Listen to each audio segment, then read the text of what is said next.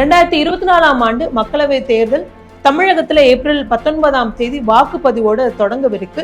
இந்த நிலையில ஒவ்வொரு தொகுதி பத்தின சிறு அறிமுகங்களை இந்து தமிழ் சார்பா நாம வழங்கிட்டு இருக்கோம். அந்த வகையில இன்னைக்கு வேலூர் மக்களவை தொகுதி பத்தின விவரங்களை தான் பார்க்க போறோம். வட தமிழகத்துல உள்ள பண்பாட்டு பதிவுகளையும் பாலாற்று கரையில வளர்ந்த நாகரிகத்தை பறைசாற்றி நிற்கும் ஒரு தொகுதியாதான் வேலூர் மக்களவை தொகுதி இருக்கு. குறிப்பா சுதந்திர போராட்டத்துல முக்கியமான நகரமா வேலூர் அறியப்படுது.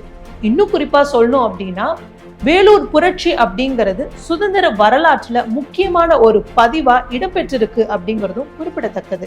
அரசியல் ரீதியா பார்த்தாலுமே இங்கு திராவிட கட்சிகள் வளர்ந்ததுக்கு முக்கியமான காரணமா வேலூர் இருக்கு. குறிப்பா அதிகமான திராவிட தலைவர்களை தமிழகத்துக்கு வழங்கியதும் இந்த வேலூர் தான்.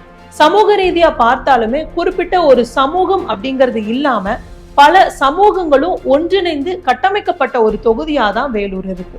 குறிப்பா இங்க இஸ்லாமியர்களோட வாக்குகள் அதிகம். அதனாலே முஸ்லிம் லீக் கட்சிகள் இங்கு பலம் வாய்ந்த கட்சியாகவும் இருந்துட்டு இருக்கு.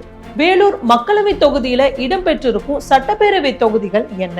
வேலூர், கேவி குப்பம், குடியாத்தம், ஆம்பூர், வாணியம்பாடி ஆகிய சட்டப்பேரவை தொகுதிகள் இதுல இடம்பெற்றிருக்கு. வேலூர் மக்களவை தொகுதியில இடம்பெற்றிருக்கும் மொத்த வாக்காளரோட எண்ணிக்கை 15,09,964. ஆண் வாக்காளர்கள் 7,31,831. பெண் வாக்காளர்கள் 7,77,922.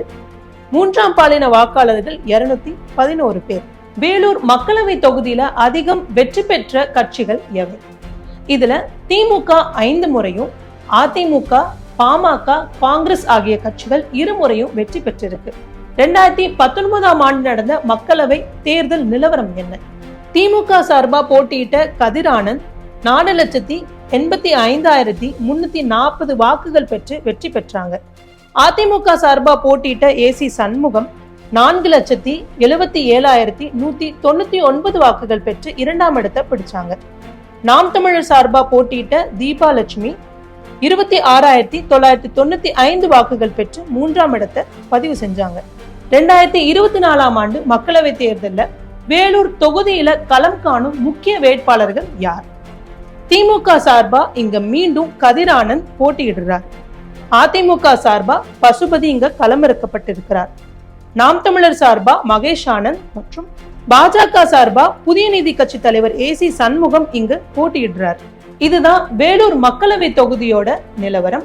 இதே போல மற்ற மக்களவை தொகுதி பத்தின அறிமுகங்களையும் தொடர்ந்து இந்து தமிழோட இணைந்திருந்து தெரிஞ்சுக்கோங்க. மக்களவை